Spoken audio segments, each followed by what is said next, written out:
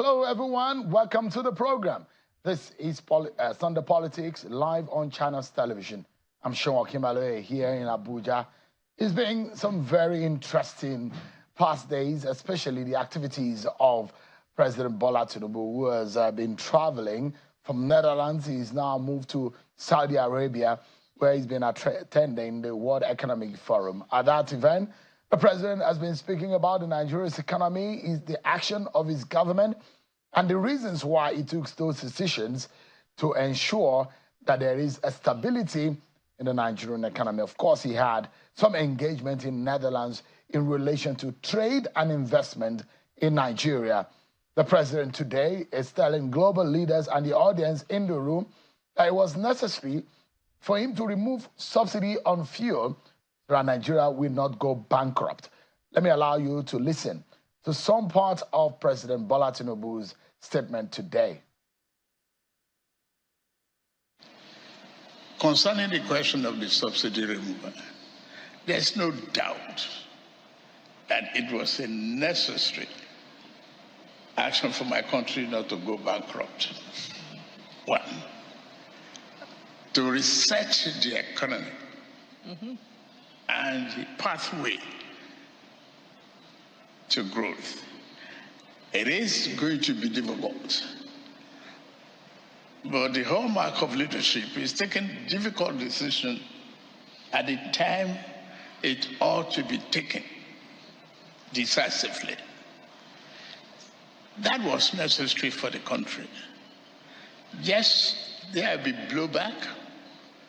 There is expectation that the difficulty in it will be felt by a greater number of the people. But once, I believe it was their interest that is the focus of the government. It is easier to manage and explain the difficulties. Along the line, there is a parallel arrangement to really cushion the effect of the subsidy removal on the vulnerable population of the country.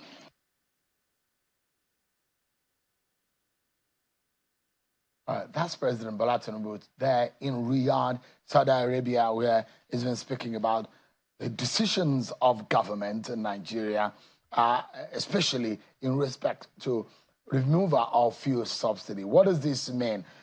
Are the intentions of this government really bringing about the desired change or the desired effect on the economy? Let's get some perspectives on this one. I'll be bringing you some other perspectives to what the president said at Riyadh, but let's get some insight into all of these.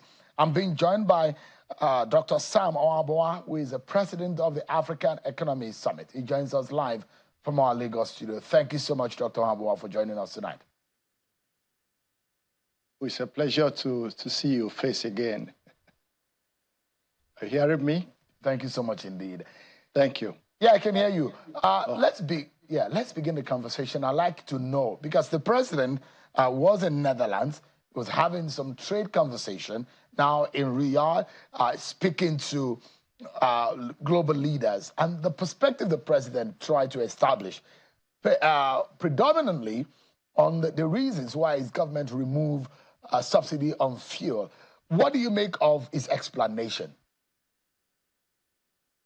That he was on spot. He spoke forcefully and spoke like a leader. That I must admit. He made the right points, and many people will agree with him that our country faced, what we call revenue crisis, and we are spending so much money subsidizing petroleum, and just busy going to fill the gaps by borrowing from everywhere we could borrow money from, instead of thinking of how to reduce our costs and outgoings. So it was clear that there was a crisis, and if nothing was done, there was the real possibility of a real financial bankruptcy for the country. That is a given. And his explanation as to that he had to do it and that it was a hallmark of leadership to take painful decisions, I think must have really received understanding by the audience he was speaking. The challenge we still have is how to make sure that down the line, the people that are affected by the impact of this really understanding the way the elite in Riyadh, or some of those who are watching the television will understand the people that are really affected. We have not effectively communicated with them to let them know the necessity that this was overriding. But was it something that we ought to do? Yes. The question is, was this the best way to do it? Leaders use different methods to achieve their results. The important thing is the result that is achieved. Your method will be justified if the result is good enough. So, I mean, what effect do you think the explanation the president was giving to the world leaders, what effect do you think it will have, not only on the Nigerian economy, but perhaps on the manner in which the world will make a business with Nigeria or will do business with Nigeria? I think it will be positive because the president sounded quite strong. He sounded as somebody who was on the balls, who had control over the situation, and who had a deep-seated understanding of what needed to be done to save his country from going into bankruptcy. I mean, it was a very strong, he used those words were well, it reverberated with all those people who understand banking, who understand financial situations and the difficulty of any nation, any corporation going into bankruptcy. The question is, now that we have halted that bankruptcy, what are we doing to ensure that we actually exit bankruptcy? Because for me, it is just a temporary relief right now. We've seen the actions taken. More money is flowing in from the two, you call it two engines, from the two engines of removal of subsidy and, floating of the Naira, so to say. A lot of Naira is coming in. The question is, how do we use this Naira so that the citizen whom he said this decision was taken for their behalf will see it beyond palliative? Because for now, all they know is palliative. And I don't know how long that palliative mentality will last. We need to get down to the level where it will begin to impact their lives on a sustainable level through employment and poverty reduction, so that the lasting memory and the lasting significance will be cross-cutting in the entire economy. So let's take a look again with the president had shown or said to the world, these are my intentions of removing fuel subsidy. These are the dangers that were looming if we did not do it. And these are what we think that if we do it, we might be able to achieve. Those thinking, would you say have materialized in terms of the needed outcomes in the removal of fuel subsidy in the real sense, based on what the president told the global leaders in Riyadh? We're waiting for the outcome. We're waiting for the outcome. What we have seen a lot is the downside, principally for the ordinary citizen. The government coffers are blowing up with Naira inflow. It's making governance easier. But remember that even the president himself called it a tax at some time. The fuel subsidy removal is a tax on the common man. He knows that because he's a tax person and he's an accounting person. So we've taken this tax from ensuring that the citizenry receives the benefit on a sustainable basis. For the rest of the world, they have seen a president who seems to understand the rudiments of economics, who understand that if you want to attract investment to your client, you must, first of all, be transparent. You must, as much as possible, be open and minimize opacity, minimize lack of transparency, and minimize all the malfeasance that goes on in oil subsidy, whether it was real or unreal, and all the arguments that went around them. You know, Nigeria became really a laughing stock. Some people were making money out of this subsidy for several years, you know, and therefore, and it was a very weak point. Not only was it hurting our country in the image, it was hurting the country in terms of income. It was being shared at some level, some real, some unreal. So for that, he has made a good point to the international community.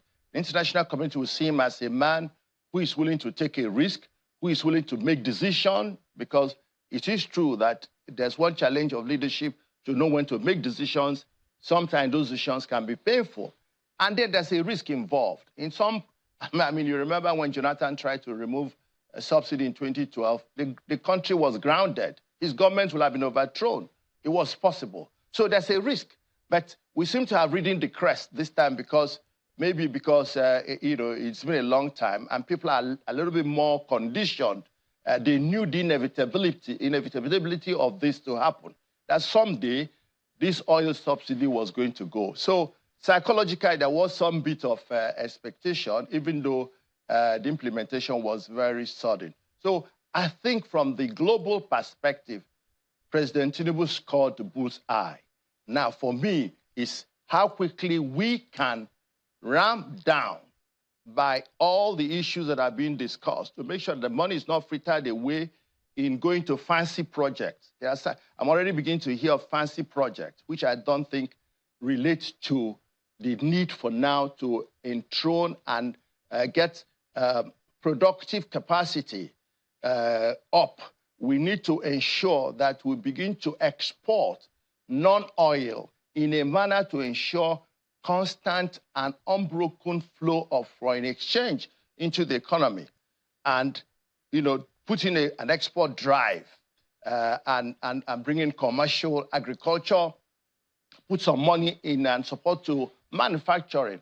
I haven't heard so much about manufacturing.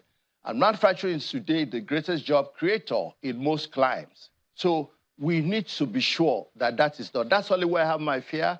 And if what is done in this impressive outing in Riyadh is followed through by ensuring that we can see the flow of that money, we can have a direct sight of where the money is going, and that is affecting a couple of things, as I have said: employment, poverty elimination, and the general well-being of the people.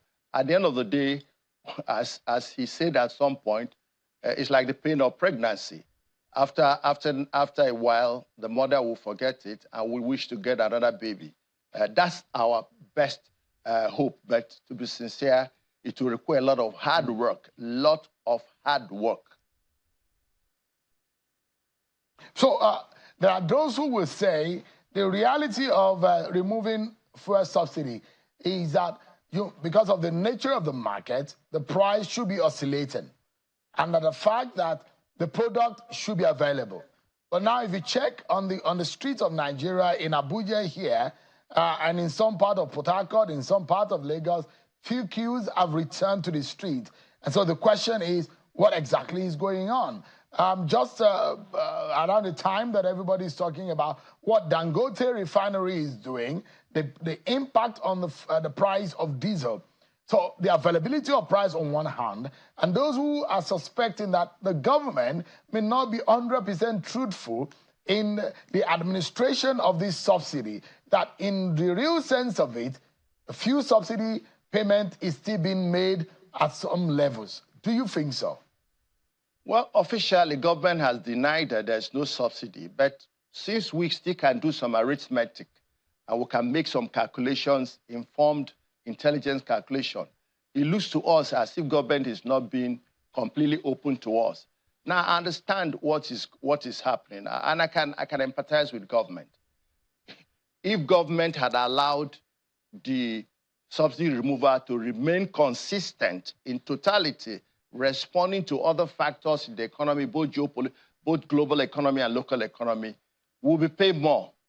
And they saw the impact of the first and second removal, if you want to say something like that, and that it was hot on the people.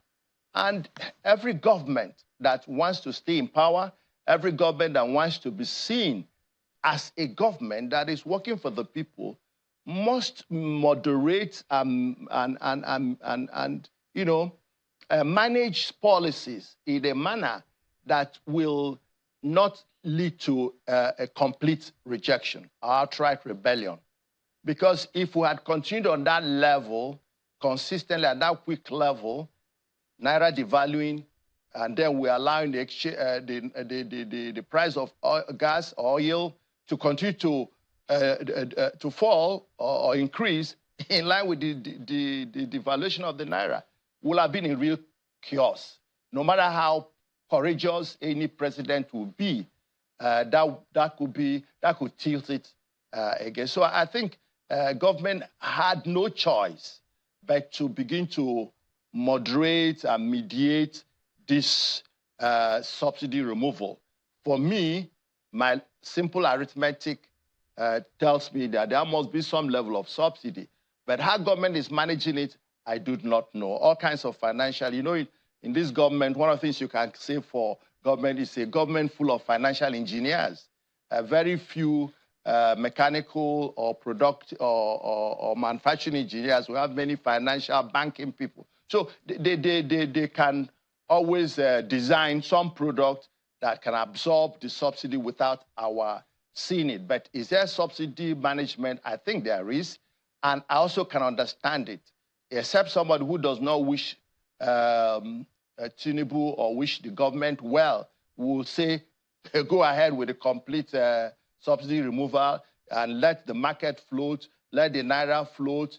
That will be disastrous. I'm sorry to use those hard words, but it's going to be quite difficult. So President Tinubu and his advisors and well-wishers will have been asking him, you need some moderation. Because as I say, what will be the benefit of a man to have 10 billion Naira in his account, yet his children are hungry, his children are dying, and he said, no, I'm saving money. I want to have more money so that I can do something in future when the people are not alive today. So that wisdom, which is what I think has begun to play, is leading to this, what you might call ambivalence in the management. But it is, for me, is dynamic, and it shows that it's situational. Leadership is situational. Managing an economy is situational. Managing human living is situational. It should not be a fast thing. I've said it, it must happen that way. You destroy the human being because the human being, responds to so much stimuli in the marketplace. So government needs to keep its eye where it's going, the vision, the ultimate deregulation, the ultimate freeing of the market. That, for me, as chairman of Nigerian Economic Summit Group or president of the African Economic Summit for 2024, will suggest and agree that we need to deregulate the market, de-risk the market, allow free flow of goods and services, and let the market determine through incentives. But in doing so, we must be sure that we are not stacked against the odds. When you are deregulating and when you do not have enough source of foreign exchange income, you are putting the odds against you. When you are removing subsidies and you don't have sufficient productive capacity to produce the product so that you have a market equilibrium in terms of market supply, and also the competition that will moderate prices, because competition moderates prices and ensures that nobody takes advantage of the market. Thank God it's on. Refinery is yet to come on, to the best of my knowledge. Kaduna, Warri. If we can get all these refineries on, it will help, because we can see the immediate impact of Dangote, at least on diesel. That shows that if we have local capacity, local production, whatever name you call it, is going to be positive to the economy. So this is the way I say it, Sheung. Yeah, so So, now, you hear what the NNPC has said, and NNPC said, which clarified, or from their own point of view, defending perhaps the reason for some of the scarcity that we have seen.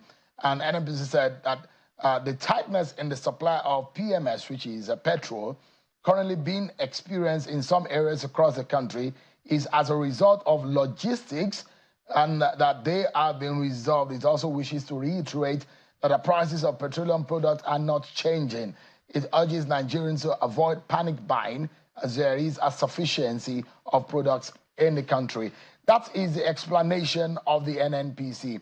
But we do know that even a 24 hours of logjam or some kind of logistic hitch or glitch in transportation or moving of product could cause almost a week of a shortage. Because then what happens is that before you can be able to then move to fix the logistics problem, there would have been the gap is going to be there, because most of these products are being moved on the road by these tankers. I mean, in a country as this, if what the government is saying is right, in the sense of the refineries that could still come on stream, plus the Dangote refinery, how do we then get out of this movement of product? In which case, if there is any kind of glitch in the transportation, it's going to cause days of shortage and days of seeing queues at a filling station. Shane, when I say there's so much work to be done, I was speaking because I have an understanding of how systems run. Because a little break at one end can cause so much ripples at the other end. Our systems are disjointed, not properly synchronized.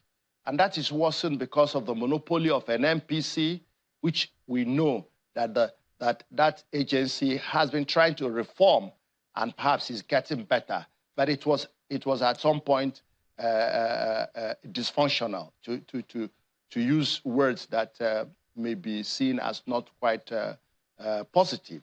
It wasn't quite functional. Monopoly breeds dysfunction. Monopoly breeds corruption. Monopoly breeds complacency, because when there's competition, both in terms of product availability, you compete on product availability, you compete on product quality, you compete on service, you compete on speed of delivery and cost to benefit ratio. There are many items of competition in any given market. But if you have a monopoly, then you become complacent. And when it's a monopoly of a commodity, which is like blood for the economy, then you're even double complacent. So it will take some time as we deregulate.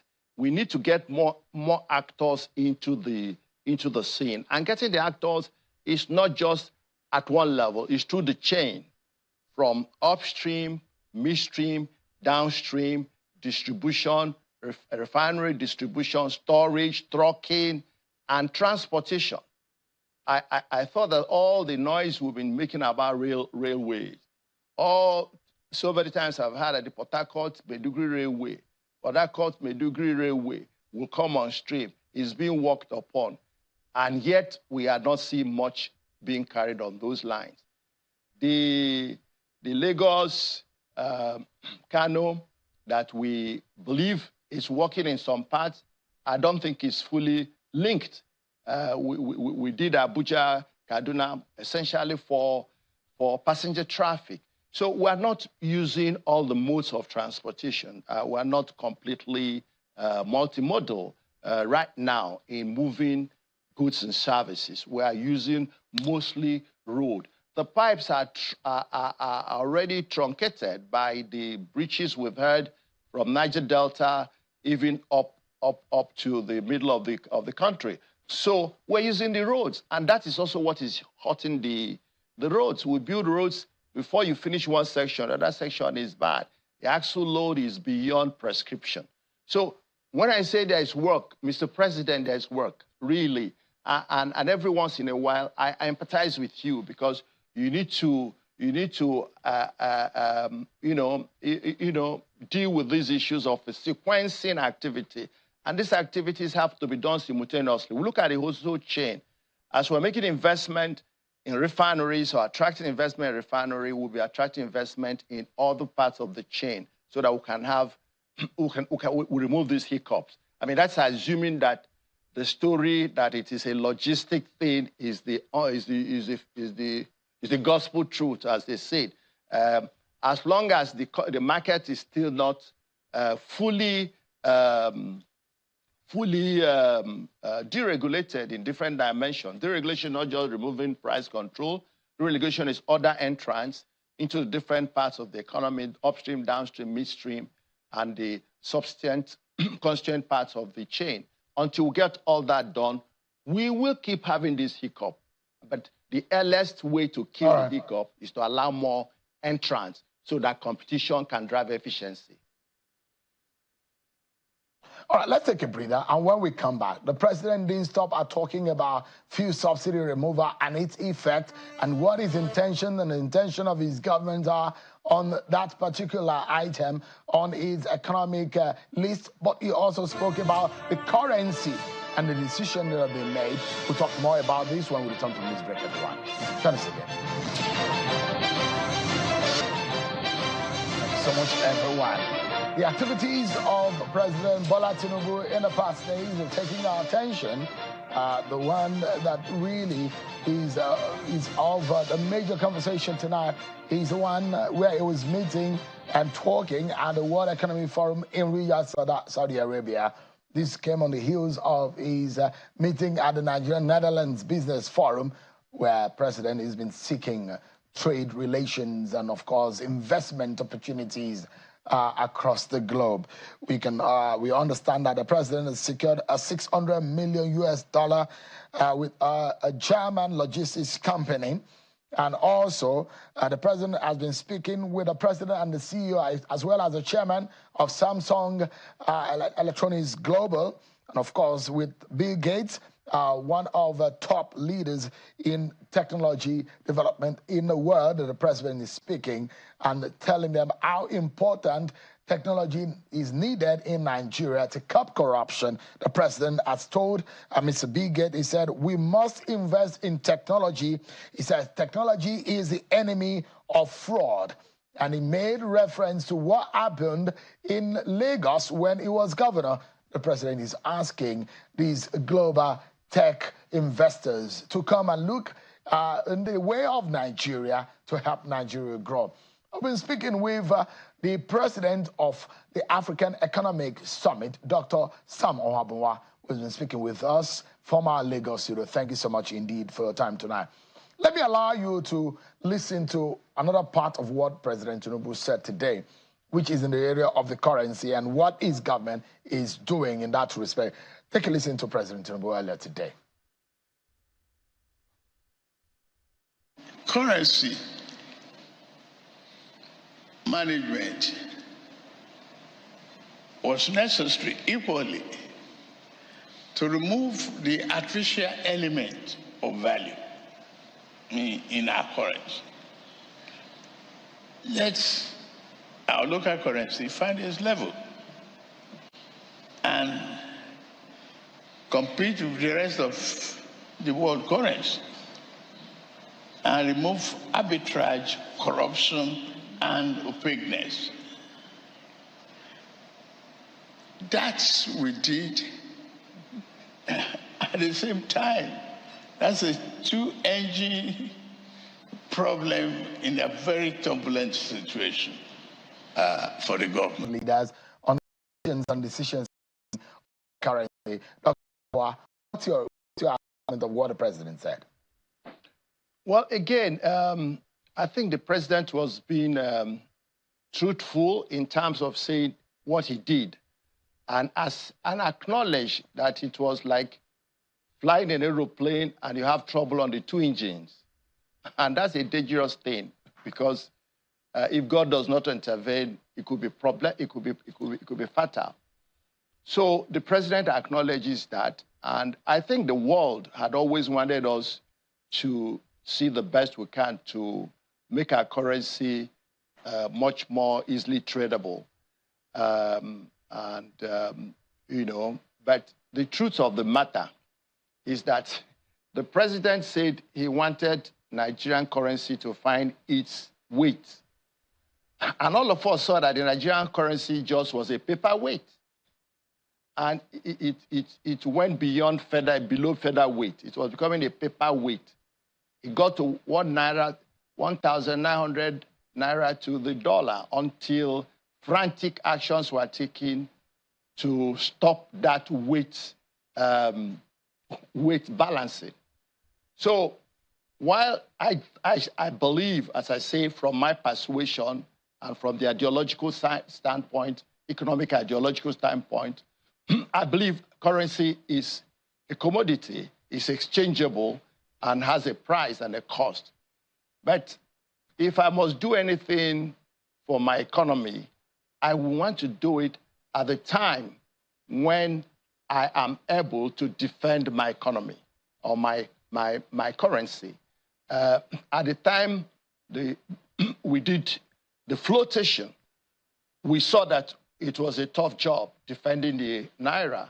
It was tough, and I must salute the president and also the CBN governor and his team for rallying all manner of.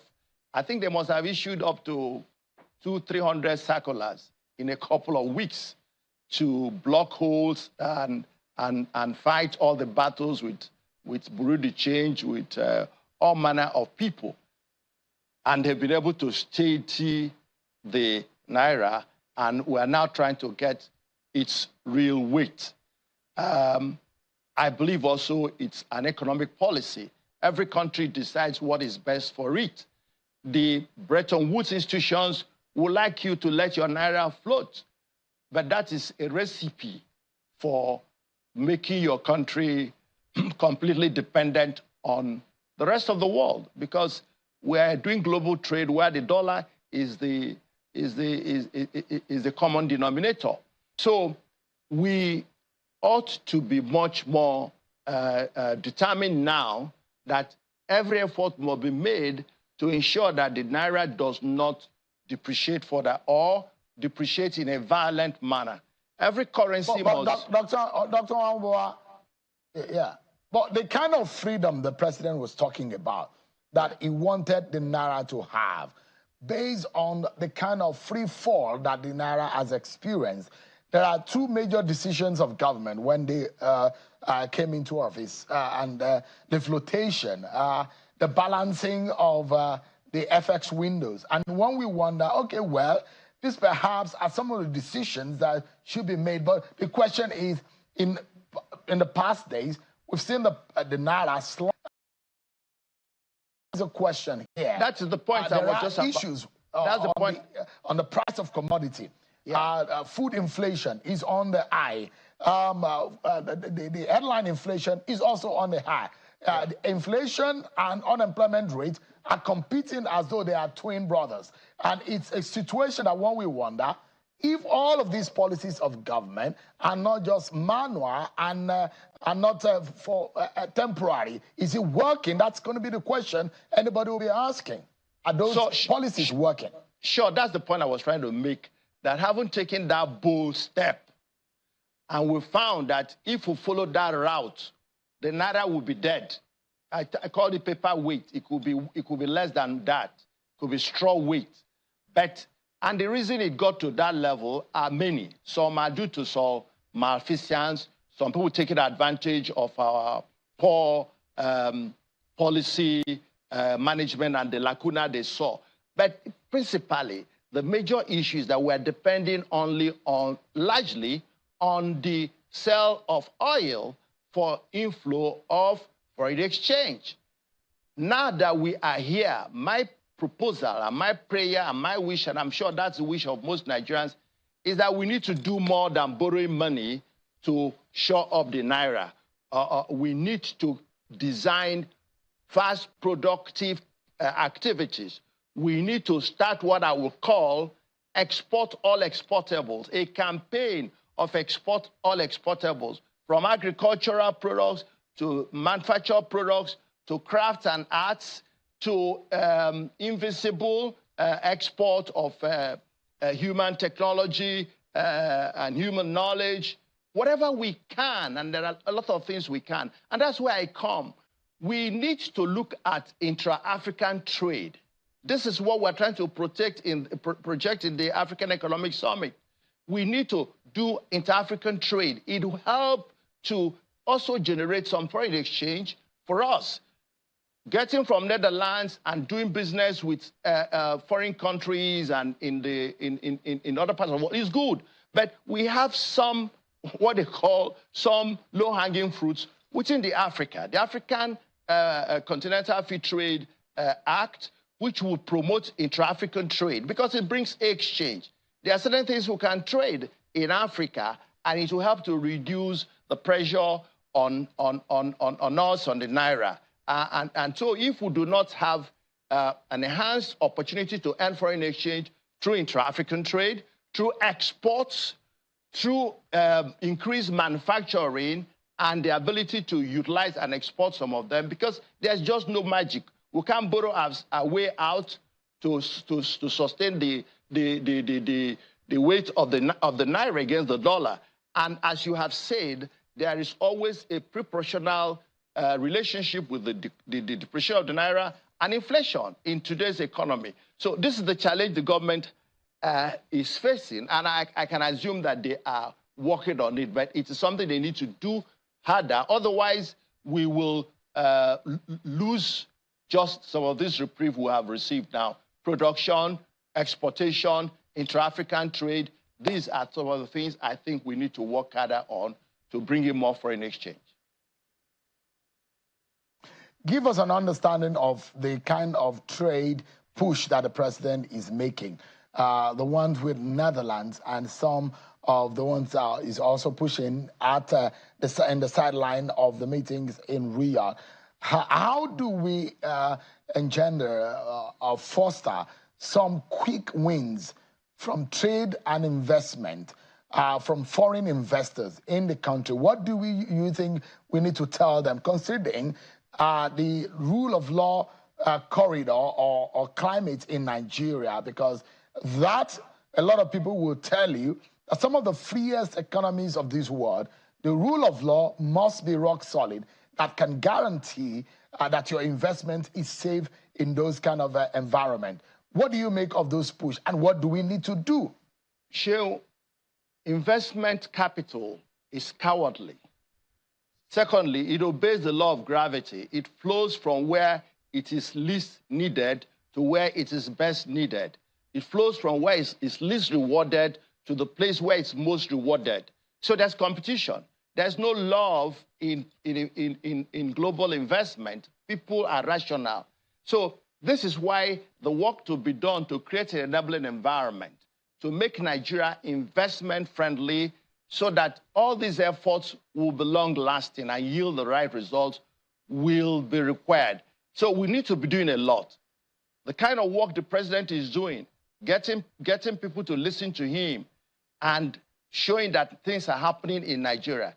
There must be a corresponding hard work in transforming the environment, making your arrival at the airport hassle-free, making your movement within the country hassle-free, dealing with the issues we are facing on security and all those things that restrict. Then doing policy and disentanglement. We need to train ourselves. Today, we still have difficulties, even people just traveling into the country, not to talk of doing business in the country. The doing business environment, despite some efforts made, some results made, we are still not comparative, we are still not competitive. I mean, if you go to Dubai and some other places, you can see what it is to welcome and treat an investor. So what are the quick wins? As you just said, the quick wins for us is the shortest state is agriculture. These investments that are going to come, when they come as foreign direct investment, if they are not going to oil and gas, then it will take 2, 3 years or 4 years for those investments to begin to yield finished products, if they are supposed to. So what we need to look at, what is the lowest in here? We have agriculture, we have mining, we have quarries, we have cotton, we have leather, we have hides and skin, we have those things, you know, which are available. Put some effort around them. And, you know, the time we did, what do you call it, Green Revolution, or the other program on agriculture, everybody in the country was sufficiently mobilized and say, we need to start to produce in a commercial way and begin to drive export. Let Nigeria set its moves, set its systems to come to every company, every business line, the different 11, 12, 13 industrial groups within the Manufacturers Association of Nigeria. You know, what can you produce that we can export? And what help do you need from government so that we can help you? The agricultural people, what can we do? Put tractors in every local government so that it can help both the artisanal farmers and the commercial farmers. Some crops can grow in 3 months, and we put them in a plane, refrigerated, and send them to parts of Europe and earn foreign exchange. You can even put together cultural groups, cultural troops, and send them to the cities of America and Europe. And they do shows in stadiums, and people are paying $100, £100. It's foreign exchange. You bring them home. We must act that way, that we desperately need foreign income to be able to support our Naira. While we're doing that, then the big investments are cooking up. The investment is grinding. We're setting up, going through the process of building and bringing machinery and setting up the companies or whatever to produce whatever they're going to produce. But our greatest area is take what we have now, which is the agriculture, Nigerian natural agricultural endowment, textile, those kind of fashion, things that are available in our country, and we can sell some in Côte d'Ivoire, in Africa. Dr. Wabo, apologies. I need to take a break now. Sorry. Just for a moment, I need to go on a break. When we come back, I'll come to our concluding part of the conversation. Hopefully, we have Professor Khalifa Dikwa, the Dean of Borno Elders Forum, to give us some insight on some of these issues also. Stay with me, everyone. We'll be right back. Thank you so much, everyone, for staying with us. Let's get some other perspective to this conversation. I'd like to bring in the Dean of the Borno Elders Forum, who has joined us from virtually from Kaduna, Professor Khalifa Dikwa. Thank you so much, Prof, for joining us this evening. I know it's been a very turbulent one trying to get hold of you to speak to us, albeit the several logistic issues. But thank you so much indeed. Let me get straight to the point. What do you make of some of the... Thank you so much, Prof. What do you make of the position of President Tinubu, what he said to the world and the global leaders on the reasons of the removal of subsidy and also on the issues of the currency? What are your thoughts on those? First of all, I would like us to know that we shouldn't compare our country to countries that already have enough basic infrastructure, particularly in terms of electricity, of what they can give us energy for the people to move around, and in terms of fuel subsidy, education, and even agri economies, for the economy to connect it to agri. That is exactly what the VP himself read, a first class lecture of that matter. So Nigeria has everything, but what about the action, the actors themselves? We have to fit in people who know the thing, who will do it the way we want Nigeria to move, even if it means bringing people from outside, from the diaspora, our own people. There are many, wherever they went there, they excelled. Why not in Nigeria? And secondly, we have to make sure that the youngsters from Nigeria, wherever they grow, they should be able to be patriotic. How can they be patriotic? You cannot get them to be patriotic without taking charge of their education, basic and well-paying jobs. So patriotism, it is not just like that. This wild capitalistic system has destroyed America itself. Today, the Americans do not respect their leaders because of that individualistic system of this. The media will not talk about what we call them, the private media like channels and others I've been talking about it. There are things that people dared not to even mention them. Today, with what is happening, the double standard in Ukraine, the treatment of IDPs in Ukraine, between Ukraine and Russia, the same thing with Gaza and Israel and so on. These are things that are coming. So in view of the little time allotted to it, I just apologize that sometime next time we will do it a better job in order to talk the time.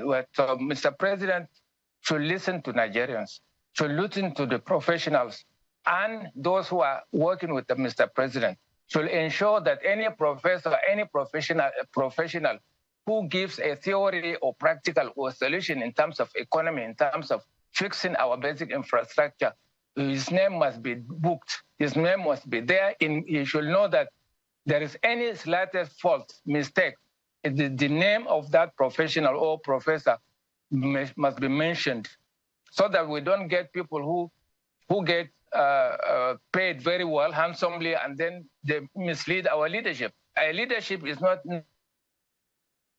Prof, quickly, if I may, do you subscribe to those who say perhaps some of the glitches that we are seeing or some of the problems that we are seeing at the moment are due to sabotage?